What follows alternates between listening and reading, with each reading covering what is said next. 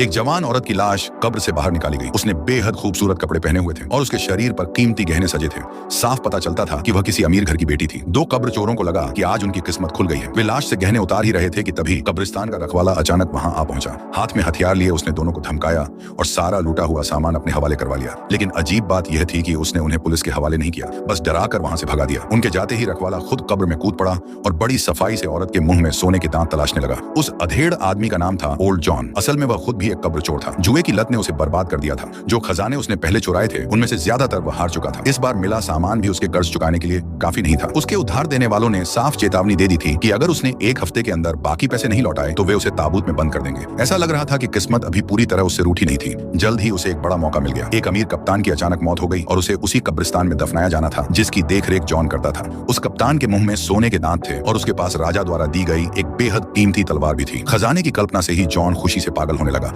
वह बेसब्री से उसी रात कप्तान की कब्र खोदने पहुंच गया। लेकिन जैसे ही उसने ताबूत खोला उसकी आंखें फटी की फटी रह गईं। ताबूत पूरी तरह खाली था। दरअसल चूहों के झुंड ने ताबूत के किनारे में सुराख कर दिया था और कप्तान की लाश को जमीन के नीचे बनी सुरंग में घसीट ले गए थे। जॉन तुरंत उनके पीछे घुस गया। उसने हाथ बढ़ाकर लाश पकड़ने की कोशिश की, लेकिन उसके हाथ सिर्फ कप्तान का एक जूता ही लगा। लाश को दूर जाते देखकर उसका दिमाग सुन्न पड़ गया। उसे ऐसा लगने लगा मानो उसके कर्जदार उसके लिए ताबूत की कीलें ठोक रहे हों। दृढ़ निश्चय के साथ जॉन उस अंधेरी और गहरी सुरंग में घुस गया। वह मुश्किल से आगे बढ़ रहा था। चारों तरफ जर्जर सुरंगें थीं जो कभी भी ढह सकती थी। एक पल तो ऐसा आया जब वह लगभग जिंदा दफन हो गया। काफी संघर्ष के बाद जैसे ही वह मिट्टी से बाहर निकला, पीछे से चूहों का विशाल झुंड उसकी तरफ टूट पड़ा और पल भर में उसे ढक लिया। घबराकर जॉन ने अपना हथियार निकाला और अंधाधुंध गोलियां चलाने लगा, लेकिन अफरा तफरी में उसने गलती से खुद अपने पैर में गोली मार ली। तभी अचानक उसके सामने एक विशाल चूहा राजा प्रकट हुआ। जॉन तुरंत छिप गया और भयानक दर्द सहते हुए भी आवाज करने की हिम्मत नहीं जुटा पाया। जब उसने दोबारा टॉर्च जलाकर देखा तो चूहा राजा ठीक उसके पीछे खड़ा था। जान बचाने के लिए जॉन ने तुरंत गोली चलाई और उस दैत्य जैसे चूहे को घायल कर दिया, फिर अपनी जान बचाकर वहां से भाग निकला।